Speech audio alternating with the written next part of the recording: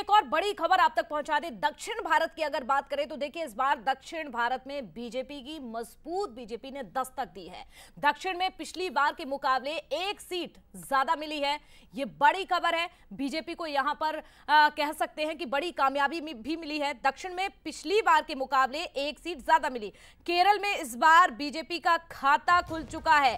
केरल में 16% से ज्यादा वोट मिले हैं। तेलंगाना में अगर बात कर ले तो देखिए, तेलंगाना में उम्मीदें जो है वो बरकरार रखी गई हैं। तेलंगाना में बीजेपी ने 8 सीटें जीतकर यहां पर इतिहास भी बना लिया है। आंध्र प्रदेश की बात करें तो आंध्र प्रदेश में जो है दोस्ती भी यहां पर काम आई है। जिस तरह से देखा जाए, आंध्र प्रदेश में बीजेपी को 3 सीटें मिली हैं और वोट प्रतिशत भी यहां पर बढ़ा है। तो तमिलनाडु में बीजेपी की उम्मीदों पर एक बार फिर से पानी फिर गया।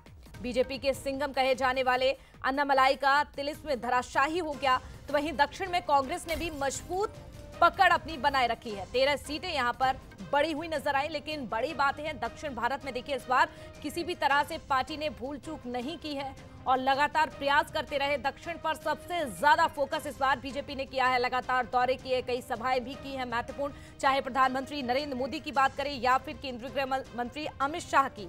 और यही वजह है कि दक्षिण में जो मेहनत कहीं ना कहीं पार्टी ने की है वो रंग भी लाई है, मजबूत दस्तक दी है।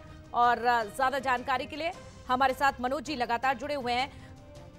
लेकिन उससे पहले देखिए, ये समझ लेते हैं कि आखिर दक्षिण भारत में जीत को लेकर बीजेपी यहां किस तरह से बढ़त बनाई है और कैसे बंजर भूमि में ये कमल खिला है। चलिए ग्राफिक्स के जरिए आपको समझाते हैं।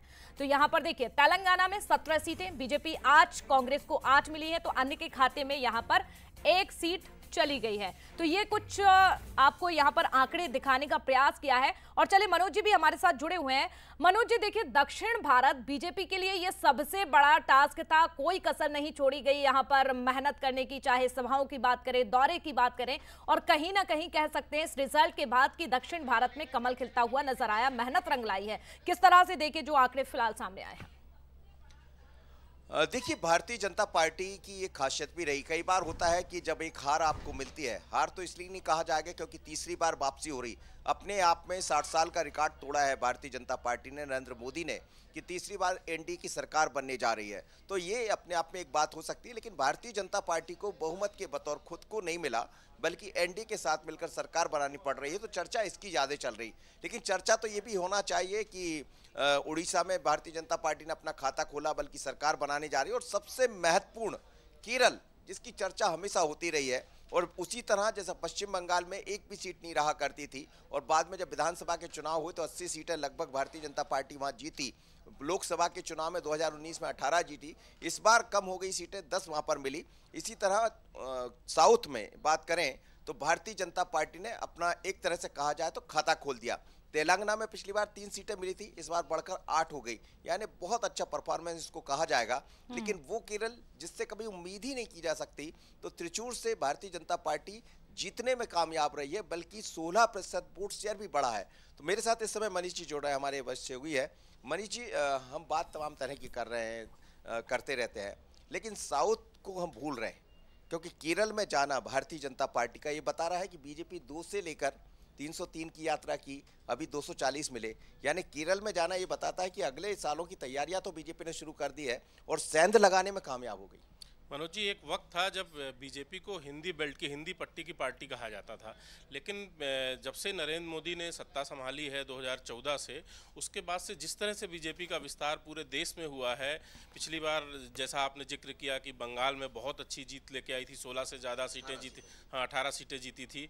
इस बार शायद उनकी टीम को, मतलब वहाँ 10 सीटें मिली, लेकिन उनकी टीम को एहसास था कि हिंदी पट्टी से कुछ नुकसान हो सकता है, जिसके लिए पार्टी ने, संगठन ने, मोदी ने पूरी तैयारी की और बहुत ताकत लगाई साउथ में, जिसके नतीजे भी आए। एक आध जगह छोड़ दें, जैसे तमिलनाडु में उनको बहुत उम्मीदें थी, शुरुआती रुझान में कुछ जगह पर पार्टी आगे भी चल रही थी, लेकिन अंतिम नतीजे उनके पक्ष में नहीं आए। लेकिन केरल में बीजेपी का खाता खुलना अपने आप में बहुत बड़ा संकेत है दक्षिण की सियासत का, क्योंकि केरल वामपंथियों का गढ़ कहा जाता है, अभी भी वहाँ सरकार है। और उसके साथ एक संकेत ये भी आया कि इस बार वामपंथियों का ही खाता नहीं खुला है केरल में। तो वामपंथियों से दूरी बना ली है जैसा कहा जा रहा है, और वामपंथियों का तो पूरा क्षेत्र रहा, केरल की बात करें, साउथ की बात करें।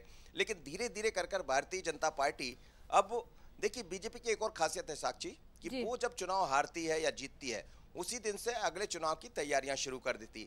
एक सीट मिली, अब एक के बाद अगली तैयारियां शुरू होगी। बीच में हमने देखा कि सबरी माता मंदिर का मामला हो जिसमें कई लोगों की जान भी गई।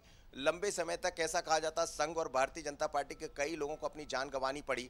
यही कुछ स्थितियां पश्चिम बंगाल में थी, पर बीजेपी ये नहीं सोचती। और आप इस बार जब प्रधानमंत्री नरेंद्र मोदी बात कर रहे थे या पूरी बीजेपी बात कर रही थी तो उत्तर में वो समझ रहे थे कि हिंदी भाषी राज्यों में स्थिति बेहतर नहीं होगी, क्योंकि पिछली बार बहुत ही बेहतर परफॉर्मेंस रहा था। जैसे मध्य प्रदेश में 29 सीटें मिली है, राजस्थान में 25 मिली थी, गुजरात में पूरी 26 की 26 जीतने में कामयाब रहे थे।